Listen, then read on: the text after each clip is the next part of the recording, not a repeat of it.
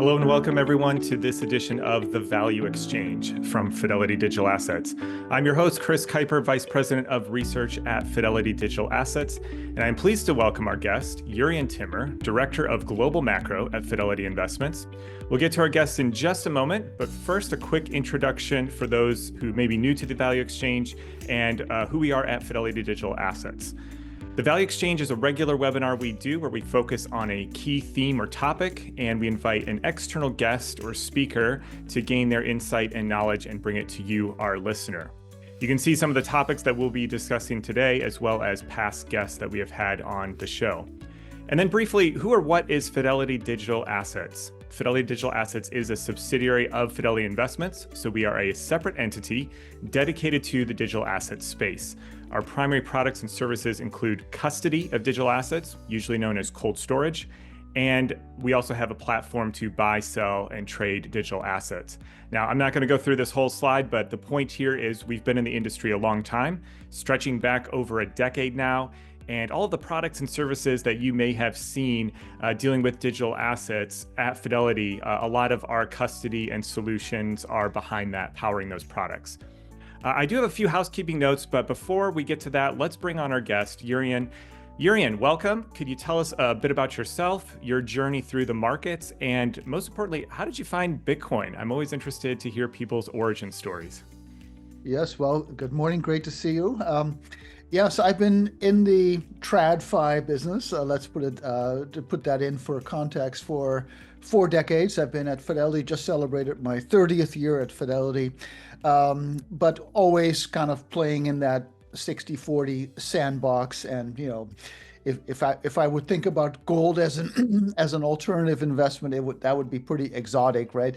And then of course Bitcoin came storming onto the scene some time ago, and I remember very well in 2020 during the COVID lockdown, Bitcoin was screaming higher, and I would get so many questions about it that I'm like, I gotta onboard myself and go down that rabbit hole, because otherwise I have no business opining on it. As Michael Saylor would always say, if you haven't spent 100 hours on this, you probably should keep your mouth shut. He did say it in those ways, but so I went down the rabbit hole, not as a crypto native, which I am not, but as someone from the other side, from the traditional finance side, just thinking about, okay, what is this? Does it belong in a portfolio, and where and how? And so that's kind of how my journey into Bitcoin got started. Yeah, amazing. I'm always fascinated by people who arrive at some of the same conclusions and points as other people, but through very different starting points. And I think that's a validation of some of the things we'll talk about, the thesis, and we'll certainly get to a lot of the stuff you just mentioned on the portfolio side of things. For those of you who don't know Jurrien, as he said, 30 years at Fidelity, an absolute student of the markets and a master of charts, very jealous of his charts. So I'm going to try to pack in as many of your charts today in this hour as we can. If you also have been following Jurrien on social media, you notice he is an avid cyclist. You see the bicycles in the background there. And is also a very accomplished chef. Very interesting to see what you're always cooking up. And so in that vein, if I were to come to your house and only ask you for a scrambled egg, I'm sure it would be the best scrambled egg I've ever had in my life, but it would not be taking advantage of your full talent as a chef. And so why do I say that? I say that because we're not just going to talk about Bitcoin today. We're going to talk about wider ranging things all across the market structure. So with that, let's get to the housekeeping. We've got a disclosure slide to put up here. A brief note here, this is being recorded, and a recording will be posted publicly after the event. And most of all, thank you for all of those who took the time out of your day to join us live. And as a benefit to that, for those who tuned in live, you get to ask your questions to Jurrien. So please do. We're going to dedicate some time at the end, 15-20 minutes for Q&A, but you can enter your questions at any time. Just hit that Q&A box at the bottom of the Zoom screen. They can come in. You even have the option to ask them anonymously. So we don't know who's asking them. Other people can't see. So please put those in as you think of them, and we'll either see some of them as we go, or we will get to them at the end. And then also, nobody else is going to show up as participants either, so you won't see that. And then one final quick plug, we do have a survey at the end. It will either pop up on your screen once the Zoom call is over, or you'll get one emailed to you. So please do take it literally only takes 60 seconds. It helps us out a lot to make sure we're making these valuable for you.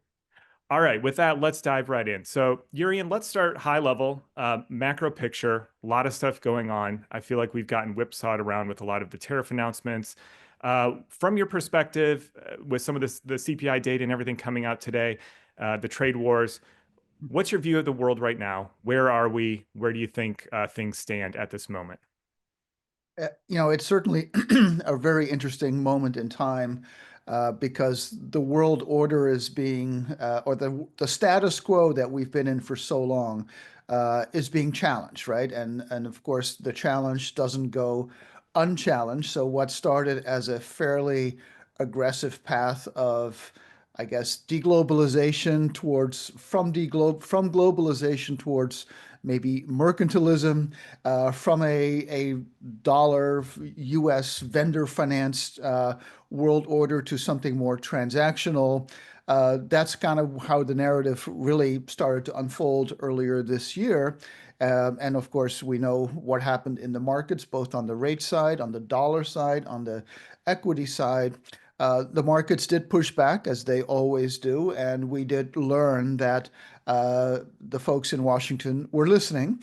And so now it's a little bit more of a dance between the markets and the policy moves that are attempted to be unfolded. And of course, every day is a new day where we see another headline. And of course, the last few days we saw the news about the China negotiations, which were very promising.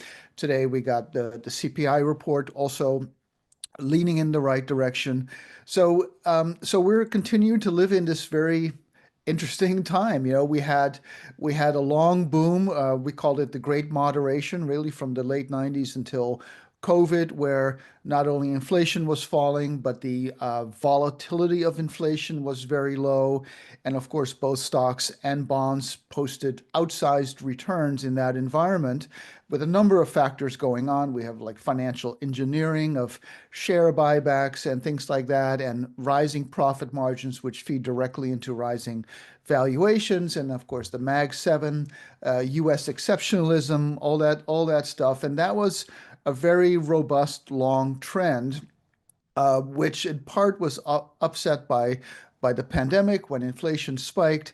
Then the Fed, which had probably stayed too accommodative for too long during and following COVID.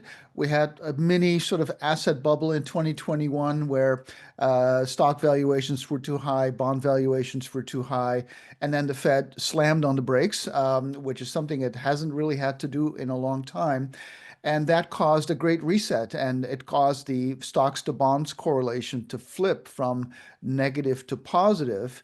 And that is something that many investors are not used to seeing, because we all grew up in that sort of traditional 60-40 era where all you needed was S&P and the Bloomberg U.S. investment grade bond index. And if you tried to be more clever than that, you probably were leaving money on the table.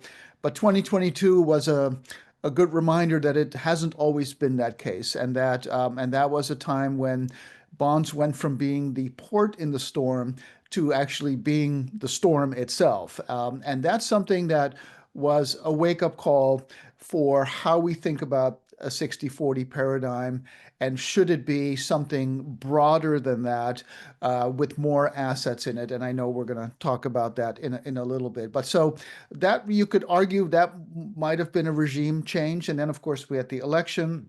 And in the initial days of following the inauguration in January, when the tariff plans were being uncovered, we had all U.S. markets on sale, right? We had bonds were on sale, so rates were rising, equities were on sale, the S&P and other stock indices were falling, and the dollar was on sale. The dollar went down. That typically doesn't happen. Usually the dollar goes up at times of stress. And so all of the US was on sale. And again, that's another thing we haven't really seen. So just to go back to your question, that this is a good time to have lived through many cycles, even though every cycle is different, because I think the world we're living in today really requires a fresh look at what should or should not be in our portfolios. And obviously, Bitcoin storming onto the scene in recent years is perfectly fitting with that mindset. Yeah, absolutely. So we'll get to that at the end. So we make sure we want to end with that. That was a great setting of the stage here. Let's take a few of those in turn. Let's start with the equity markets. You mentioned they looked very rich or overvalued. I think you said in 21. Um, we had the sell-off, but now we're coming back. Has anything changed in that they're looking rich again? Historically, if you look at things like CAPE ratios, cyclically adjusted, PE ratios on a longer time horizon, and you look at them over their subsequent returns, usually when these ratios are really high, it means your 10 to 12-year returns are going to be low, thinking in terms of the market is a voting machine in the short term, but a weighing machine in the long term. Um, how are you viewing the equity markets? Are they looking rich to you, and specifically the Mag 7? Historically, when we've seen such high concentration of only a few names, the index has been very top heavy, and that's usually not a good sign. But is that the case today, or is something different going on? Yeah, and actually, perfect. I was just going to ask for that slide. Very good. Um, So yes, so when I think about the stock market, we have market cycles, right? It used to be the 4-year cycle, but the business cycle has gotten longer and shallower over the years as the economy has transformed from, an agrarian to industrial to more service economy. Um, so we have the market cycle and the current bull market, assuming it's still current, we don't quite know yet, started in October of 2022 after that big rate reset that year. And so that cycle is now about 31 months old, which is about the median. Then on top of that, we look at secular trends. And so this chart speaks to that. So secular trends are super cycles where the market will perform either above average or below average for multiple years, even several decades. And there's always a theme to that. The 50s and 60s was a theme that was a secular bull market where, the US was rebuilding the world after World War II, and we had this baby boom and this industrialization around the world. The 80s and 90s was another secular bull market that was driven by disinflation and falling interest rates. And then, in my view, the current one started in '09 after the financial crisis, and that's been driven by, again, low inflation until recently, low volatility of inflation, lower interest rates, but also, a heavy-handed central bank policy. So think about QE and zero interest rate policy, not only from the Fed, but many other central banks around the world. That pushed down what we call the term premium for bonds. So that is the risk premium for long-term bonds. So the premium that investors demand or should demand for lending money for very long maturities to the government or a company or what have you. Um, that repression on long-term rates pushes valuations in the equity markets higher because we value equities by calculating the present value of future cash flows. And you do that by using an interest rate to calculate that. And so that was one element. And the other element, of course, is the Mag 7, the US exceptionalism, as we call it, mega cap growth companies producing large free cash flows, high profit margins, and that leads directly to higher valuations. So you had sort of a 1-2 punch on valuations for equities. And if we can put the slide back up for a moment, and that produced, really outsized gains for the Mag 7, which you see there in that purple dot. And that caused the US stock market to vastly outperform the rest of the world. Now, of course, that produces a valuation difference. So the U.S. At the recent high was trading at about 22 times forward earnings, and the CAPE ratio, as you mentioned, was substantially higher than that in the 30s. and much more expensive than the rest of the world. The world ex-US was trading at about a 14 or 15 multiple. Now, that was largely justified because of that higher cash flow generation and the higher payout. So the payout is dividends plus share buybacks as a percent of earnings. So it was justified, but still, as you mentioned, with the CAPE ratio or the CAPE model, starting points matter, right? Because if you are beginning to invest and you're paying, 30 times earnings, that's a very high hurdle for your stocks in your portfolio to do well, as opposed to buying them at 10 times earnings. And over the long term, those PEs do have a signal for future returns. So one of the big questions I think is relevant right now is that you see that Mag 7 having done so much better than the rest. They are now a third of the market. Seven stocks are a third of the market. If they ever uh, end up underperforming for a stretch of time, what does that do to the overall direction of the stock market? We know what it will do in terms of US versus non-US or value versus growth. But what is the beta going to look like? Will there be beta in the stock market as that secular wave, which is now 16 years old by my measure, starts to crest? Because eventually they all do. So when we think about Bitcoin or gold or other assets, and where does that belong in a portfolio, segregating or comparing the alpha and the beta becomes important because over the last couple of decades, there was plenty of beta to be had. Just a plain 60/40 produced everything an investor might need. But if those days are going to be harder to find, then I think we might need to look to other assets other than that 60 and that 40 to produce a portfolio that is as all weather as possible and can deliver the goods in terms of meeting our investment goals. Yeah, absolutely. So, an interesting point there. I think you're right, or I find myself agreeing with you that these Mag 7 stocks look very concentrated now. But with hindsight, we can say, as you said, it was probably justified given massive cash generation. And this is different from, at least for my limited studying of the periods, different than the dot-com boom when you had stocks that didn't generate cash, some hardly even revenue at that point.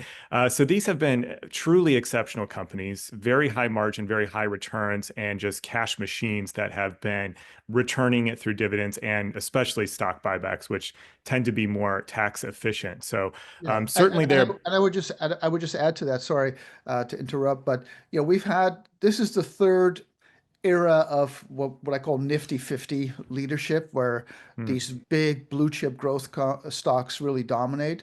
The first was in the early 70s, the original Nifty 50, and the second one you just mentioned was the late 90s, the dot-com boom, and the third one is the Mag 7. During the last two booms, at the end, those stocks were trading at sort of bubble-like valuations, right? They were trading at two times the valuation of the rest of the market. This time around, even at their peak, they were only trading at about 35% premium to the bottom 450. So I'm talking about the top 50, not the top seven here. So most of the run this time around has been justified by earnings, which is not always the case. And so that does create a slightly different backdrop. yeah, absolutely. So I didn't realize that. That's an interesting statistic. So a little different this time. But again, that's all with the benefit of hindsight. We could say, well, they probably earned some of that. But to your point, just previously, the question, of course, for investors is today, can they continue to do that? Can we continue to pay the premium and expect to get the returns we need for our classic 60/40 portfolio? So on that, let's move to the 40 side. I've got a couple slides on bonds since I just did a presentation for corporations making the case for potentially looking at Bitcoin as part of their treasury strategy. And of course, they put most of their money in bonds. So if you look at slide 10, Zach, this was an interesting one, I thought. 10-year treasury.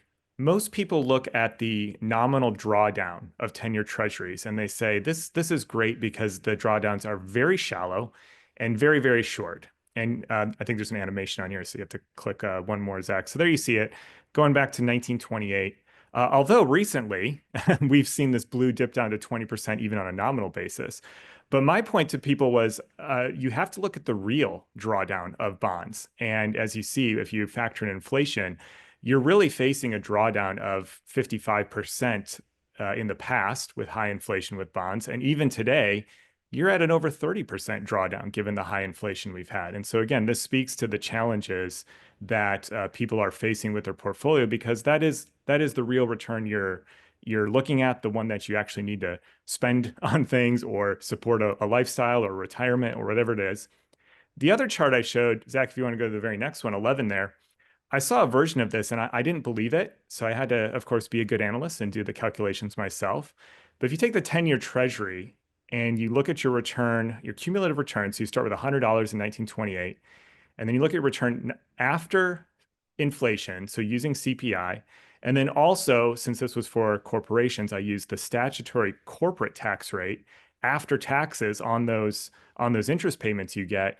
You've had over well, almost a century where you are still underwater on 10-year treasury. So even going out on the curve, this is once again the problem that you face. But of course, there's big, as you've alluded to, Jurrien, big cycles within this, right? There's been cycles when it's lost ground and then gained ground. But of course, a lot of the gain has come from lower tax rates and that cyclical period of interest rates just continually coming down since the 70s and 80s. So that's bonds. I don't know if you had anything else you wanted to add on the bond side, Yeah, Jurrien. well, I think you raise a very good point, because when we think about a traditional investment portfolio, the 60, the equity side, obviously is the anchor because that is a proven compounder of returns. I mean, very few other assets other than Bitcoin recently, but over very long terms, comes even close to just public equities as an anchor for growth. Now, you have to endure some volatility to get that growth. That is the price for admission. But if you have a long-term horizon, then that volatility can be endured. But if we go to slide 15 for a second, bonds, the 40 side, I think I would imagine most investors think of that 40 as insurance against the 60, right? I mean, obviously, bonds have attributes that make them worth investing in. Right now, the 10-year treasury is 4.5. Inflation is around 2.5. So you're getting a positive real yield, which of course is important, especially if you're an investor closer to retirement, for instance, and you want to have less risk and more yield. Um, but in recent years, since that rate reset that I talked about earlier, bonds have sort of lost their insurance quality, right? And so if you think about pre-COVID, bonds were very expensive. Yields were like 1 or 2%, and real yields, so after inflation, were even negative, and that was true in 2020 during COVID as well. But people still bought them because at least they were sharply negatively correlated against stocks. So if stocks went down, at least you made a capital return. But since then, if we look at the Sharpe ratio, which is a risk-adjusted return, so that's the return over the volatility on the left-hand side, just for the last 5 years, which is again since COVID, the Bloomberg Long-Term Treasury Index has the worst Sharpe ratio. And again, that's nothing again to say against bonds because you are getting a yield, and if you buy a bond and you hold it to maturity, the yield you're buying is the return you're getting, at least in nominal terms, not in after inflation terms. But so it's the question of when we think about diversification, are we talking about the 60 or the 40, right? Generally, the conversation is about the 60, and you put things in the 40 that diversify against the 60. But I would argue we might be in a new paradigm where it's not really the 60. I mean, you obviously want to diversify it against the 60, the equity side, because it does have higher volatility. But maybe we should think about the 40 side and how do we diversify against bonds if bonds are indeed an impaired asset class, right? I mean, we know the fiscal story in the US and around the world, deficits as far as the eye can see, Doge or no Doge.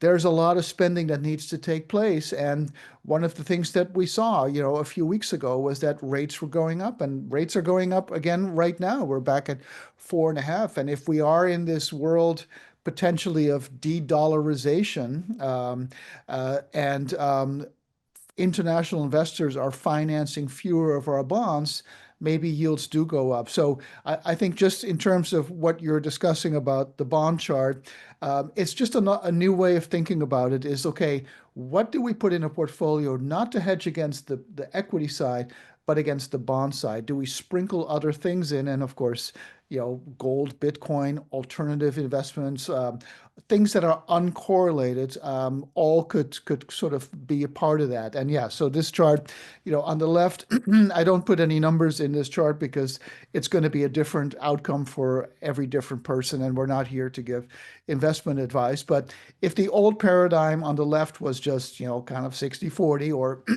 whatever the breakdown is between equities and bonds, on the right, it might look something like a canvas that we are painting with much broader strokes. And so maybe there's a little bit less equities, or maybe it's the same amount of equities, but more diversified than sort of the Mag 7.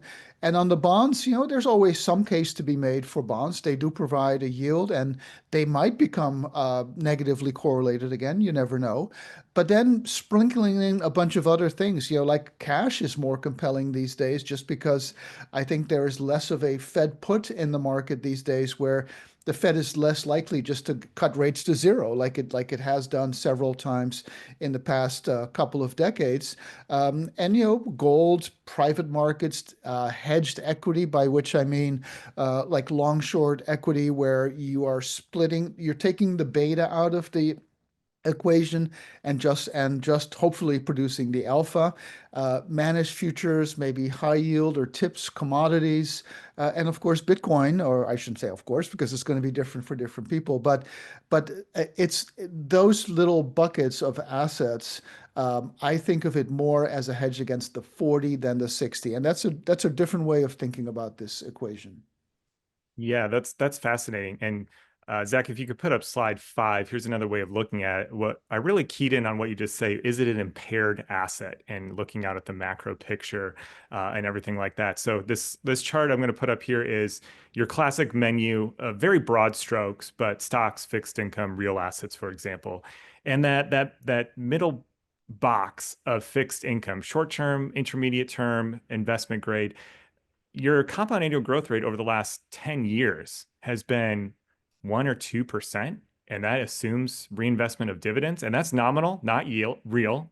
So, as you said, currently there is a positive spread of nominal yields over interest rates, right? Or over inflation right now. So, real yields are positive. But over the past 10 years, that hasn't been the case.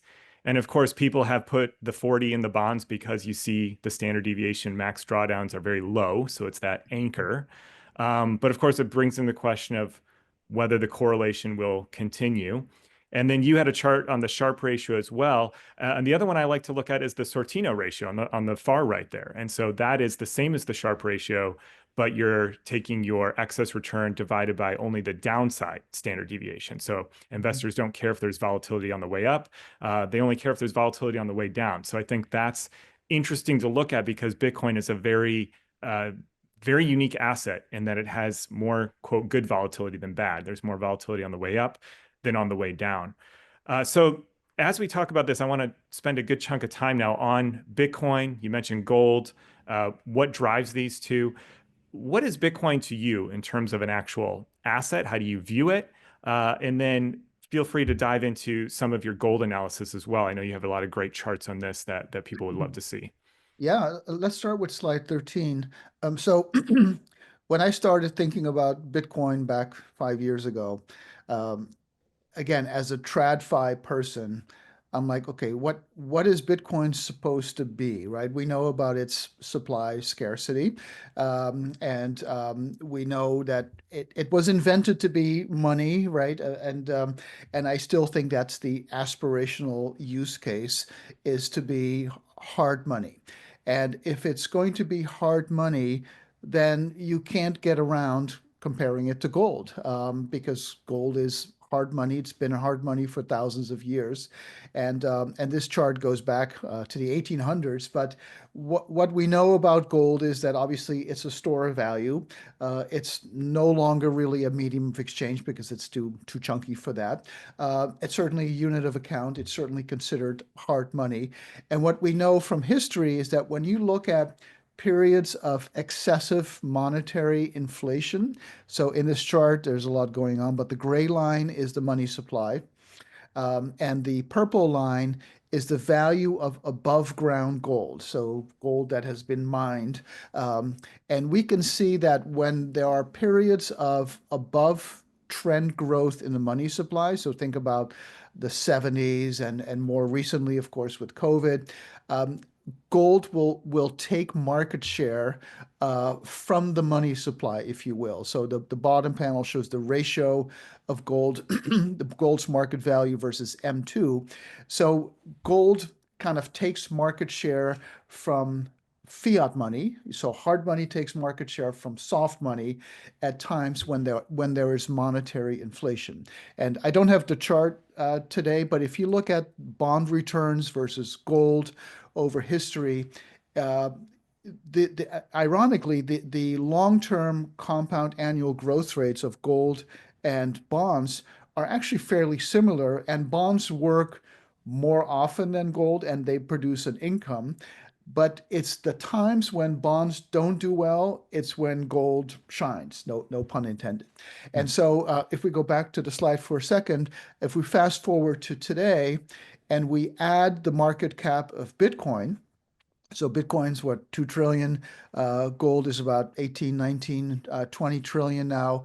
And we add them up, you see that gold and Bitcoin and I consider them as different players on the same team and actually take turns. One of the biggest surprises I've learned by looking at this is that the correlation of gold versus Bitcoin is negative. So they are actually negatively correlated, even though they're supposed to be doing the same thing. And I'll get into why that is in a moment. But so the combined market value of gold and Bitcoin is now 107% of M2.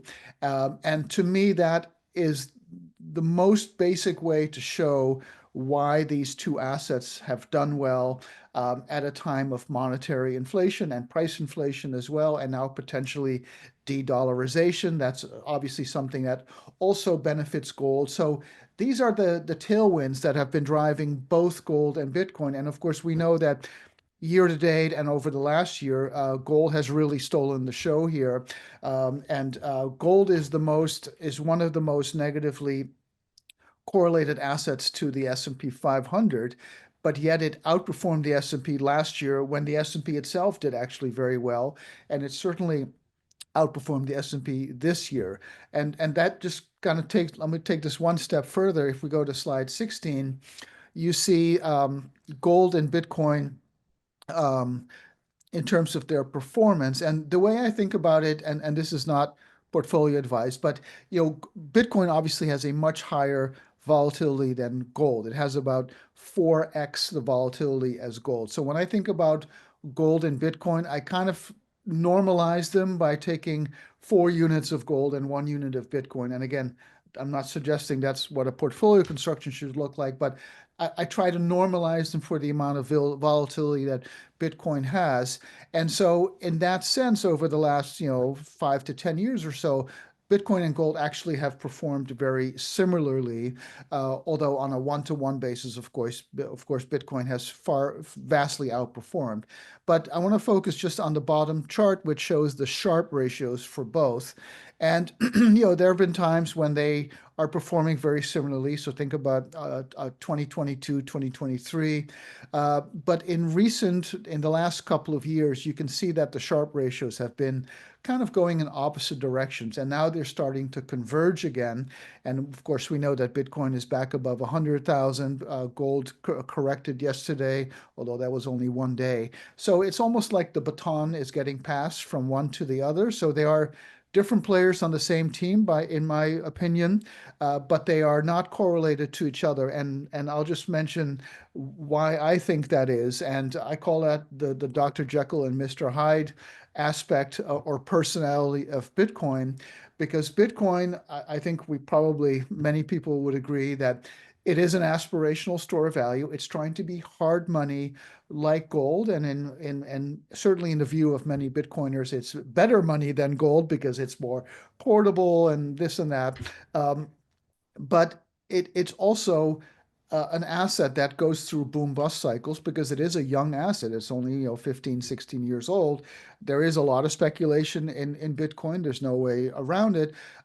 So Bitcoin, you never quite know which Bitcoin is going to show up to the party, right? It could be the gold, the aspirational store of value Bitcoin, which should act exactly the same way as gold. But it could also be the Bitcoin that kind of looks like the Nasdaq because if risk assets go up and down, Bitcoin tends to go with it. So if we just go to slide 19 for a moment, when I think about gold, I look at the dollar, I look at the money supply, I look at real yields, which historically has been a good barometer.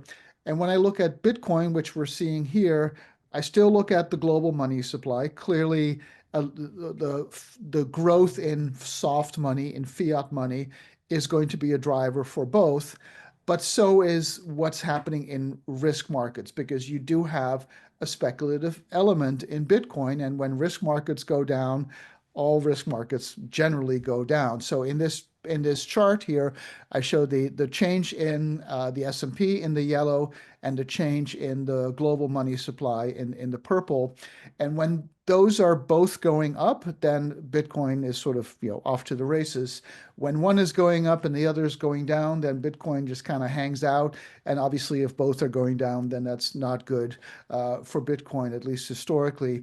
And so that's how I think about Bitcoin and why it has a different behavior than gold, because gold doesn't care whether the S&P is going down or the Nasdaq is going down, but Bitcoin does. And so right now the stock market is rising and the money supply is growing, and those are two tailwinds that are supporting Bitcoin, and no surprise, Bitcoin is at 103, 104,000. So on this chart here, I want to get more to gold in a second, but on this chart is number one of my questions. Whereas I agree with you, our research shows Bitcoin is highly correlated to M2. We find, depending on the time period you do, global M2, global money supply, which you have here, it has an R squared of zero point 0.8 to zero point 0.9, meaning 80 to 90% of Bitcoin's moves or changes in price can be explained by the change in the money supply. Now, not necessarily correlation. I personally think there is a good economic theory as to why that is. But just strictly speaking, statistically, that's what it is. However, in the past few weeks, we've gotten a few data points, and I think it's still early to tell, but a lot of people are, of course, all saying the same thing: decoupling. Are we seeing decoupling of Bitcoin from major risk assets where people are starting to see, hey, it has more characteristics of a hard money, of something like gold versus something like a tech stock? I don't know if you had any thoughts on that there. Yeah, I mean, I would love to see that, right? Because if I own Bitcoin in my portfolio, I am putting it there not as a proxy for the Nasdaq because I could just buy the Nasdaq to get that. I'm putting it in there as a proxy for the store of value team, right? So gold is on that team. There could be other assets on that team, maybe real estate. But so I want Bitcoin to behave like a member of the team that I've chosen it to be on. And so I ideally that is what Bitcoin becomes, and I think it will, like as Bitcoin becomes a more mature asset, it should look a little bit more like gold and less than the Nasdaq because it just changes its stripes. It becomes less of a boom bust and less speculative and more just a mature asset. And but when we get there, I don't know. I do think that every boom and every bust becomes less exaggerated than the previous one, right? We're not getting 80% drawdowns. Maybe we get 50%, but that's better than 80. And I think the moons are not going to be as robust either.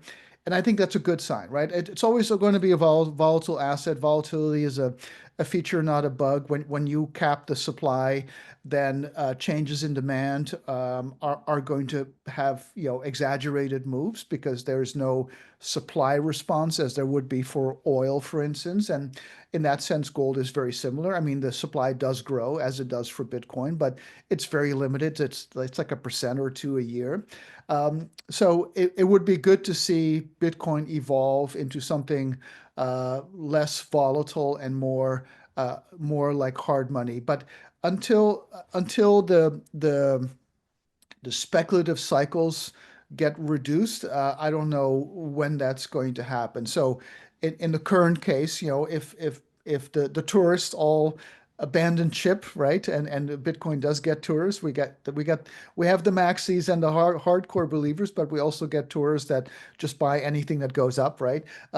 So once those get shaken out, once that tree gets shaken out, then even if the Nasdaq goes down, for instance, you could argue, okay, now Bitcoin is going to act more like a pure play. But it's always going to be that dance, and you always have to look at it, and not everyone has the resources to do it.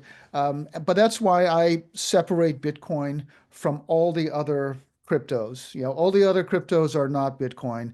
They are different things. Bitcoin is Bitcoin, and it's really the only digital asset that I put in that aspirational store of value team.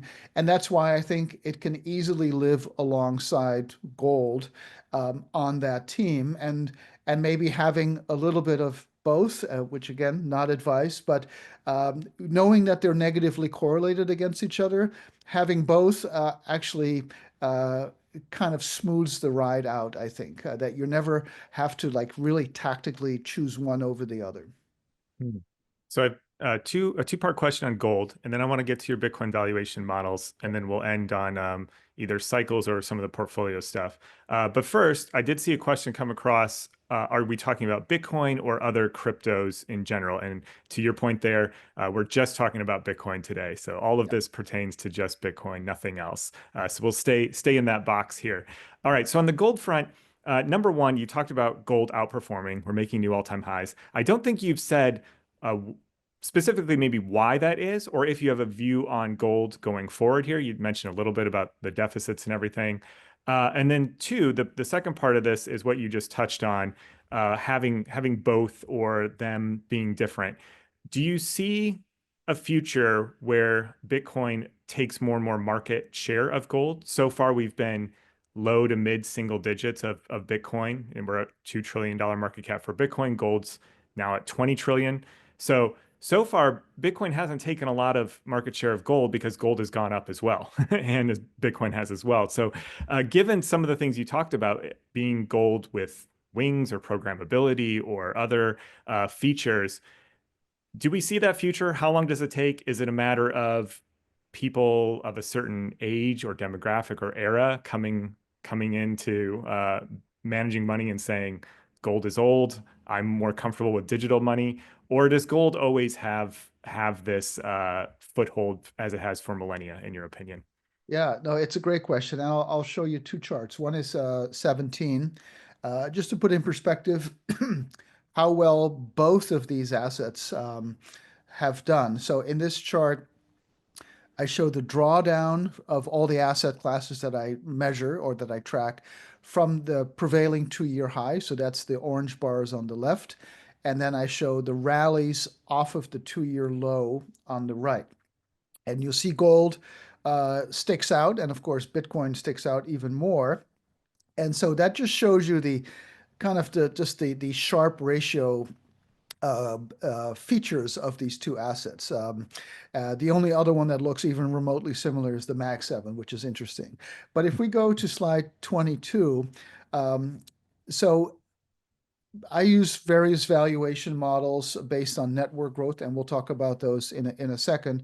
But if you look at Bitcoin on slide 22 in the orange line, and you take either a power law projection, which is the the purple dotted line. So that's just Bitcoin's own power law. And or you use one of my demand curve models, S-curve models, we call them. And this was based on the internet adoption rate back, a couple of decades ago. And you look on the top in the gray line at the above ground market value of gold, and you just make some assumptions. We don't want to make assumptions, but gold's been growing at about 8% over many decades. So if you continue that and you take those curves for Bitcoin, it suggests that Bitcoin could overtake gold at some point in the next couple of decades. Now, why hasn't it done more of that earlier? I think it speaks to gold's tried and true value as a store of value. Again, gold's been around for thousands of years. If you're a foreign central bank and you don't trust the dollar or you want to diversify your holdings from the dollar, are you going to buy gold or Bitcoin or maybe both? But I think for institutional or not institutional, but if you're looking at central banks, probably their first choice is going to be gold for now. Because it's just been around longer, it's easier to justify owning. And again, gold is a kind of one-dimensional asset. Gold is just gold. It's never going to be anything other than gold. You know which gold is going to show up at the party. It's going to be boring gold, and is going to go to bed at 9 and not have anything to drink. Whereas Bitcoin, you don't know if it's going to be Dr. Jekyll or Mr. Hyde. Is it going to be that gold-like store of value, or is it going to be the Nasdaq? And I think as Bitcoin becomes a more mature asset and it becomes more a store of value and less the Nasdaq, I think we'll get a lot further towards taking more market share from gold. But right now, you look at the headlines, you look at this potential new world order where the U.S. is not sending so many dollars across the oceans, and therefore they don't come back into treasuries. If you're a central bank in the Far East, if you're China's central bank, and you want to hedge yourself against that, are you going to buy gold or Bitcoin? And maybe the answer is both, but gold is probably still going to be the first choice until Bitcoin behaves more like the boring guest party that gold is. That's just my guess. Excellent. All right. I told everyone I want to pack in as much of your charts as possible. So if we could just touch on your valuation models, and then we'll Yep. get to the Q&A section. How do you look at the valuation of Bitcoin? What are you seeing today? Yeah, so let's start with 23. So when I went down the rabbit hole, and as you know, I'm a student of history. I love to just explore these puzzles. So 23. So I looked at, okay, Bitcoin is a network asset, and uh, like our iPhones are our network asset. Money, right? The dollar is a network asset, and so the larger the network, the more powerful and more valuable it becomes. And so you can look at past growth curves throughout history, going back hundreds of years, and you can think about obviously internet adoption a few decades ago, mobile phone adoption back in the 80s and 90s. You can look at the number of color TVs in households back in the 50s, or radios back in the excuse me, back in the 20s, or even railroad miles back in the a century earlier. They all follow that same exponential growth curve. And so when you plot Bitcoin on that curve, it looks basically the same way. And then if we go back to that slide again, yeah, here it is. Okay, so here you see all of these historical S curves going back to 1800. And again, they all follow the same pattern. And so you have this phase where everyone is adopting it and you grow exponentially. And then you reach a phase where basically everybody has a TV, everyone has a cell phone, and then the growth rate starts to level off. It becomes asymptotic. And so for Bitcoin, we're right in that vertical phase, Ethereum as well, but we're not talking about Ethereum today. And so then when I apply specific analogs, and now we can go to slide 21, the previous slide we had on. You can apply some math and you can put in, power curve or exponential curve regression lines on the number of addresses or wallets for Bitcoin, and then compare them to, for instance, internet adoption or just a simple mathematical power curve. And you get these trajectories. And, as you would imagine, they are up and to the right. And again, that's not a prediction on my part at all, but you can see that Bitcoin has generally followed that path, and then it's a question really of which path does it stay on, right? And because we're talking about exponential math here, the slightest differences in the slope of those adoption curves can have huge impacts on the price level for Bitcoin. So right now we're kind of in between the two models that I favor.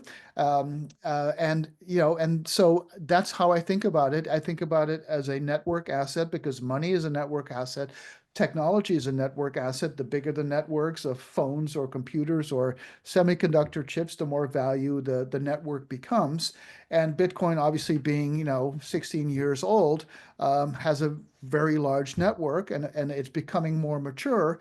But that makes it harder to hack. It makes it harder to replicate, and so there's a first mover advantage in how large your network becomes and how fast it grows. And I think Bitcoin has very clearly won that battle at that point. At this point, I'll say one more thing, and that is that it is becoming harder to gauge how fast the network is growing because between like the ETPs that were launched, including by ourselves at Fidelity back in what was it, a year ago, and between like very large players like MicroStrategy that buy a lot of Bitcoins, but presumably with very few wallets, it's becoming harder to gauge how fast the network is growing because more of the incremental demand is held by very few wallets. So that's one of the goals I have, as well as you all do, is to try to find proxies for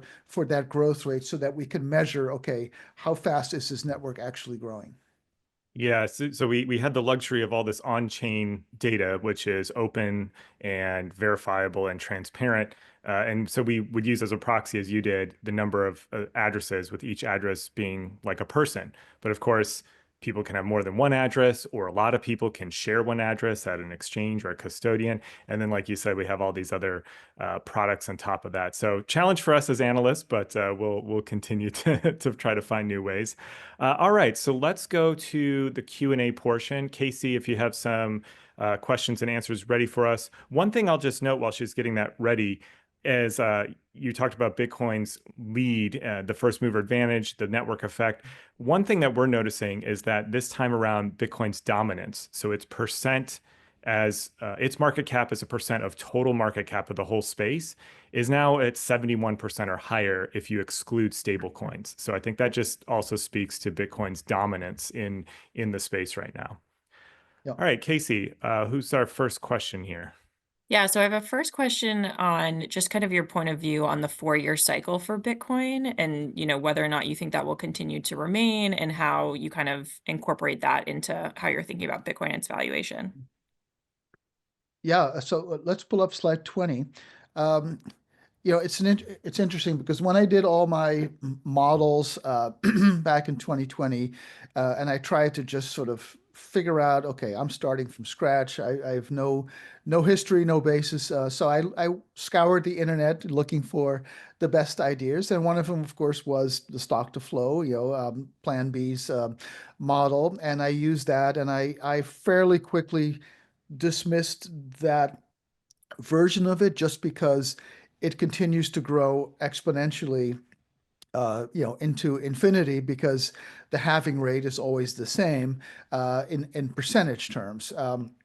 But to me, that doesn't seem likely because even though the halving rate is the same in percentage terms, meaning the growth rate gets cut in half every 4 years, the number of coins that it affects becomes less and less and less. So a halving rate 50 years from now, I don't think it's going to have the same effect as the halving rate, 10 years ago. And so in that sense, I've incorporated the supply side, but I focus mostly on the demand side. But here you see the 4-year cycle kind of depicted very, very cleanly. And if you analog all of those declines and recoveries, you can actually see how exactly spot on the timing of the bottom this time around was, a couple of years ago, and that we're actually kind of getting to the more mature phases of the rally. And so the 4-year cycle clearly is still there, and it clearly marked the timing of this last bust boom cycle. But I do sense that over time, as the halvings affect fewer and fewer actual coins, that it's really going to be more about the demand than the supply. But that's people can disagree, but that's just my sense. And also, even on the demand side, right, that curve will flatten out. It'll still grow, but it won't grow at the same rate. So I do think both on the supply side and the demand side, Bitcoin will become a more mature asset, and therefore it will have fewer boom bust cycles. It might still have that cadence of the 4-year cycle, but I think the magnitude will be more muted as it becomes more of a mature asset. Yeah, and I agree with that as well. I think the 4-year cycle, it's getting elongated. The halvings have less and less of an impact. Another thing I'll add, Jurrien, one of your charts had the power law. And so if people aren't familiar with that, the chart you just had up had a log chart for the price. So every line is the same percentage. You can also log the time. So it's not every year on the bottom. And that's how you get these power laws. And I saw a very excellent chart that summarizes because it's hard to get people's heads around it. And Sina said, Bitcoin has historically grown 6 times, 6x, with every 40% increase in its age. It's not about the calendar year, it's about age. And I thought that was a perfect way to summarize what these power laws are. Again, this is just historical, it's just a model, it's not predictive. But if you think of it that way, it takes longer and longer time to get the same magnitude of move. So this is another way to think about why the 4-year cycle may be gone. All right, next question. Is there anything that keeps either of you up at night, or some considerations that you're thinking about with Bitcoin as you think about the future? And maybe on the flip side of like what you're most excited for of what you're seeing? Yeah, we put out a piece on misconceptions of Bitcoin or common criticisms and concerns. And the last 4 were concerns that we thought were more legitimate. We kind of tackled the first few and said, this isn't really an issue. And then the last 4, we said, these are issues. And for me, number 1 is just investor apathy.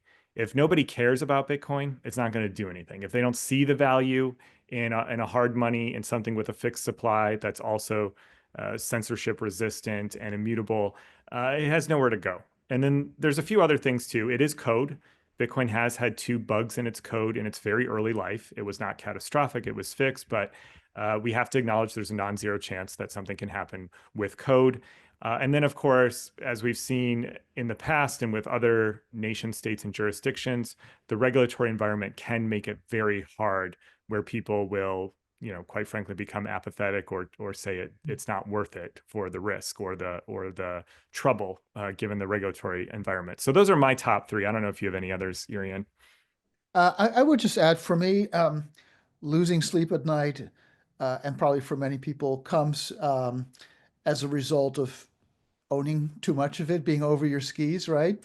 And when we think about, again, a 60-40, if the 60 and the 40 go down and you have nothing else in the portfolio, you're going to lose sleep, right? Because that's your nest egg.